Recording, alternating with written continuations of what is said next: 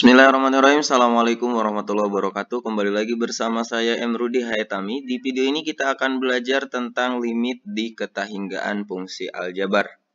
Setelah mempelajari video ini, teman-teman diharapkan mampu menjelaskan dan menentukan limit di ketahinggaan fungsi aljabar dan fungsi trigonometri, juga mampu menyelesaikan masalah berkaitan dengan eksistensi limit di ketahinggaan fungsi aljabar dan fungsi trigonometri. Untuk menghitung nilai limit fungsi aljabar di ketahinggaan, sama seperti menghitung limit yang sudah kita pelajari sebelumnya, yaitu bisa dengan cara substitusi. Apabila hasilnya bentuk tentu, seperti 0, kemudian tak hingga, kemudian negatif tak hingga, ini adalah hasil-hasil bentuk tentu, maka itu merupakan penyelesaiannya. Tapi, apabila hasilnya bentuk tak tentu, seperti 0 per 0, tak hingga per tak hingga, atau tak hingga dikurang tak hingga, maka ini bukan penyelesaian. Teman-teman harus melanjutkan menggunakan cara yang lain, yaitu bisa dengan menggunakan membagi dengan pangkat tertinggi, juga bisa menggunakan dengan merasionalkan. Nah, sebelum kita masuk ke contoh-contoh soalnya, ada beberapa yang harus teman-teman pahami. Yang pertama, definisi dari simbol tak hingga adalah sebuah konsep abstrak yang menggambarkan sesuatu yang tanpa batas dan relevan dalam sejumlah bidang, terutama matematika. Tak hingga diberi simbol seperti angka 8 tapi miring, ya, yaitu sesuatu yang lebih besar dari bilangan manapun, tetapi sesuatu itu bukan bilangan. Dengan kata lain, tidak ada bilangan yang lebih besar dari tak hingga. Karena tak hingga bukan sebuah bilangan, maka tak hingga tidak ganjil, tidak genap, dan tidak prima. Dalam kamus matematika, definisi tak hingga adalah tanpa batas-batas ukuran atau jumlah. Tidak terbatas, tidak ada akhirnya. Oke, itu beberapa hal yang harus teman-teman tahu terkait tak hingga. Contoh yang pertama, limit X untuk X mendekati tak hingga. Tadi di awal sudah dijelaskan bahwa cara yang pertama bisa menggunakan substitusi. Jadi kalau kita substitusi, tinggal ganti saja X-nya dengan tak hingga. Sehingga jawaban soal nomor 1 adalah tak hingga. Kemudian contoh yang kedua, limit X ditambah 3 untuk X mendekati tak hingga. Ini juga bisa menggunakan substitusi. X-nya kita ubah dengan tak hingga, sehingga tak hingga ditambah 3. Maka hasilnya pun tak hingga. Kemudian contoh berikutnya, limit 1 per X untuk X mendekati tak hingga. Apabila kita substitusi, maka hasilnya 0. Kenapa 0? Teman-teman bisa coba hitung 1 per 10, itu hasilnya 0,1. Apabila kita perbesar, misalkan kita ubah jadi 1 per 1000, maka akan menjadi 0,001. Gitu kan? Nah, yang ini 1 dibagi dengan tak hingga. Tak hingga itu tadi sangat besar, bukan bilangan tapi yang paling besar, sehingga akan mendekati 0 hasilnya. Jadi limit 1 per X untuk X mendekati tak hingga itu sama dengan 0. Kemudian limit 1 per X kuadrat untuk X mendekati tak hingga. Tadi aja 1 dibagi dengan tak hingga itu sudah mendekati 0, apalagi tak hingganya dikuadratkan, maka akan semakin mendekati 0. Maka ini juga hasilnya 0. Nah, dari kegiatan tadi bisa disimpulkan bahwa sifat-sifat limit tak hingga yang pertama, limit Kx pangkat N sama dengan menggunakan sifat-sifat biasa ya, K-nya ini konstanta, bisa kita pindahkan. Kemudian limit X pangkat N, berarti ini tinggal disubstitusi, maka hasilnya akan tak hingga. Kemudian yang kedua, limit K per X pangkat N untuk X mendekati tak hingga, maka K dikali limit 1 per X pangkat N untuk X mendekati tak hingga. Tadi 1 per X sudah kita hitung adalah 0, sehingga ini K dikali 0 pangkat N sama dengan 0.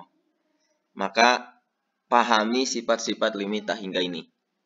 Kemudian untuk contoh berikutnya, limit X kuadrat dikurang 2X ditambah 3 per X ditambah 3 untuk X mendekati tak hingga.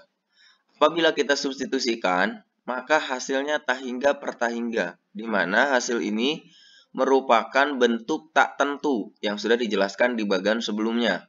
Apabila bentuknya seperti ini, maka kita gunakan cara membagi dengan pangkat tertinggi. Kalau dalam bentuk akar, kita gunakan cara merasionalkan. Untuk soal nomor 5 ini, kita bagi dengan pangkat tertinggi, sehingga di sini pangkat tertingginya adalah X pangkat 2. Jadi kita bagi dengan X pangkat 2. Sehingga soalnya menjadi seperti ini. X pangkat 2 dibagi X pangkat 2 dikurang 2X per X pangkat 2 ditambah 3 per X pangkat 2 per X pangkat 2 ditambah 3 per X pangkat 2. Nah, ini kita bagi X pangkat 2 dibagi X pangkat 2 tentu jadi 1 ya. Ini X-nya bisa kita coret 1, jadi 2 per X, ini tetap. Ini juga sama, X-nya bisa dicoret 1 sehingga jadi 1 per X. Seperti ini ya. Dengan menggunakan sifat-sifat limit bisa dibuat seperti ini. Kemudian, dari apa yang sudah kita lakukan tadi, 1 per X itu sama dengan 0. 1 per X kuadrat juga 0. Maka 1 dikurang 2 per X itu sama aja dengan 1 dikurang 0. Ditambah 0 per 0 ditambah 0. Maka 1 per 0. Nah, 1 per 0 di limit, khusus di limit, ini hasilnya tak hingga. Kalau perhitungan biasa, 1 dibagi 0 itu hasilnya tak terdefinisi. Diingat ya. Kemudian, untuk soal nomor 6, limit X mendekati tak hingga untuk 2X kuadrat ditambah X ditambah 3 per 3X kuadrat ditambah 2X dikurang 1. Ini juga sama seperti soal nomor 5. Apabila kita substitusikan, hasilnya tak hingga per tak hingga. Sehingga kita harus membagi dengan pangkat tertinggi. Di mana pangkat tertinggi yang ada di soal ini adalah X pangkat 2. Jadi, 2X pangkat 2 per X pangkat 2 dan seterusnya sama seperti tadi. Dan kita hitung, maka ini menjadi 2 per 3. Kenapa? Karena ini akan menjadi 0, ini akan menjadi 0, ini akan menjadi 0, ini juga akan menjadi 0. Sedangkan yang ini 2X pangkat 2 dibagi X pangkat 2 berarti 2.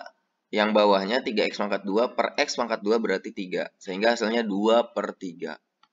Kemudian untuk soal berikutnya, limit X mendekati tak hingga untuk 2X tambah 3 per 3X kuadrat tambah 5X dikurang 2. Ini juga sama. Kalau kita substitusikan, maka hasilnya tak hingga per tak hingga. Nah, dari apa yang sudah tadi dilakukan, untuk menjawab soal nomor 5 ini langkah detailnya. Kemudian ini proses tidak terlalu detail, jadi kita bisa langsung membuat kesimpulan. Ya, ini akan menjadi 0. Yang pangkat tertingginya, kita ambil angkanya saja. Jadi 0 tambah 0, 3 tambah 3 dikurang 0. Sehingga 0 per 3. 0 per 3 itu 0. Nah, di sini teman-teman bisa perhatikan, apabila pangkat tertingginya ada di atas, kemudian di bawahnya pangkatnya lebih kecil, maka hasilnya itu tak hingga. Sedangkan apabila pangkat tertingginya sama antara penyebut dan pembilang, maka tinggal koefisien dibagi dengan koefisien. Sebaliknya, apabila pangkat tertingginya ada di penyebut, maka hasilnya 0. Teman-teman ulang cara pengerjaan ini, kemudian juga perhatikan dan pahami agar bisa menyimpulkan sendiri. Kemudian ini adalah kesimpulan dari 3 soal tadi. Kita menemukan bentuk umum 1. Yang pertama, limit fx untuk x mendekati tak hingga. Apabila pangkatnya m lebih besar dari p, maka nilai limitnya adalah tak hingga. Kemudian apabila M-nya sama dengan P, maka A1 per B1. Kemudian M-nya lebih kecil dari P, maka hasilnya 0. Seperti itu, ini kesimpulannya. Jadi kalau misalkan bentuknya, bentuk kayak contoh 5, 6, dan 7, maka gunakan konsep ini. Tetapi apabila di luar bentuk yang tadi, maka gunakan cara pembagian pangkat tertinggi. Kita lanjutkan ke contoh berikutnya, contoh ke-8. Limit akar kuadrat dari X kuadrat tambah 2X dikurang 3 dikurang akar kuadrat X ditambah 2 untuk X mendekati tak hingga. Untuk menjawab soal ini, kita gunakan cara merasionalkan. Karena apabila kita substitusikan, ini hasilnya tak hingga dikurang tak hingga.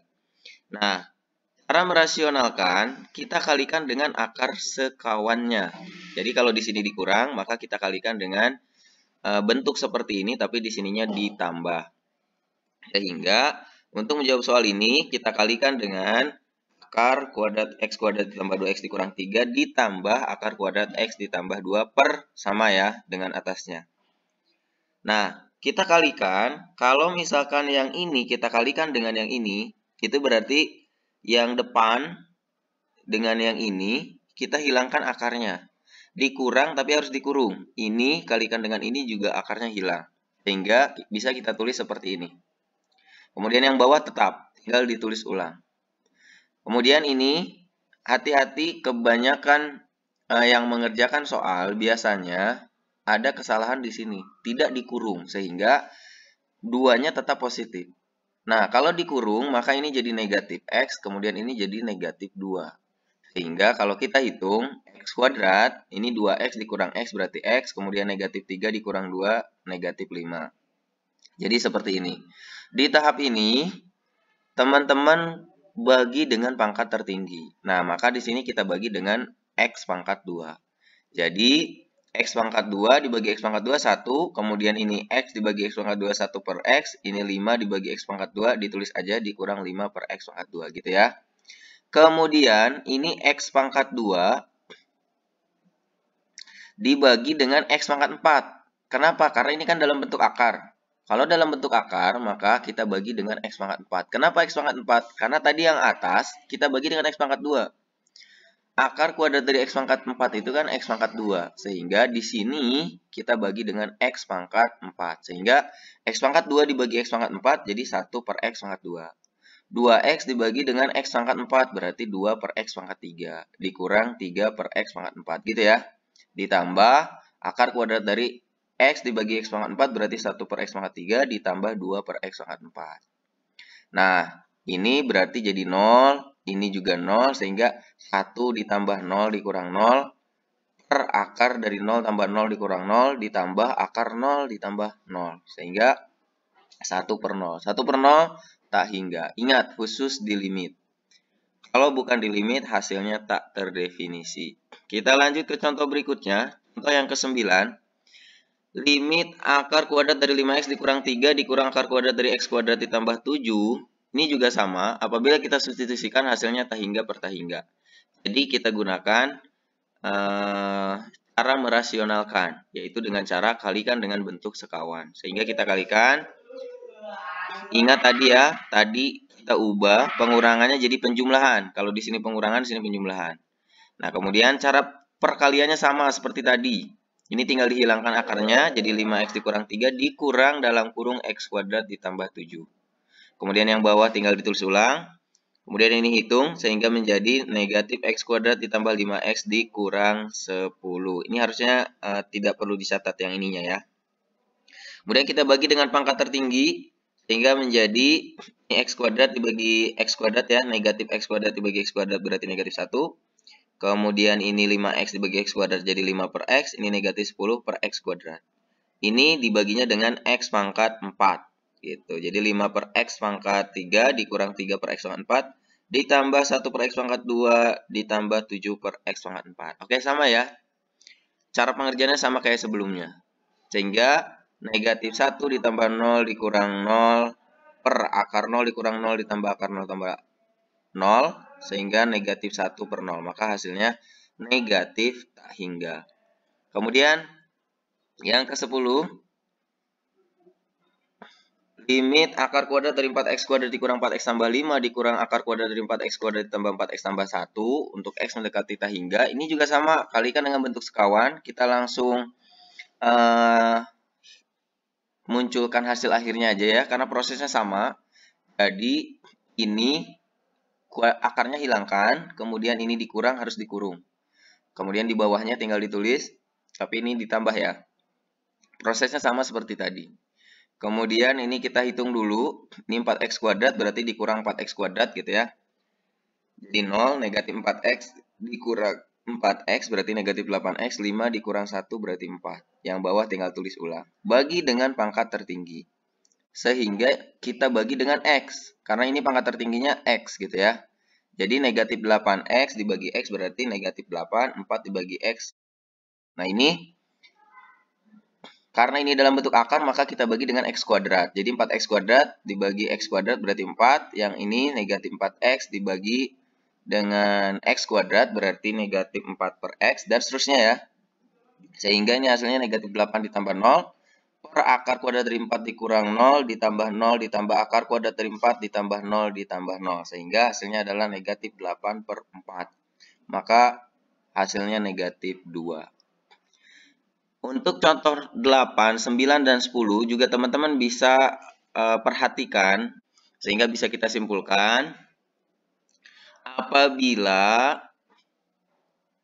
A lebih besar dari P maka hasilnya tak hingga. Kemudian apabila A sama dengan P maka B dikurangi Q per 2 akar A. Ini B dikurangi Q per 2 akar A. A-nya di sini.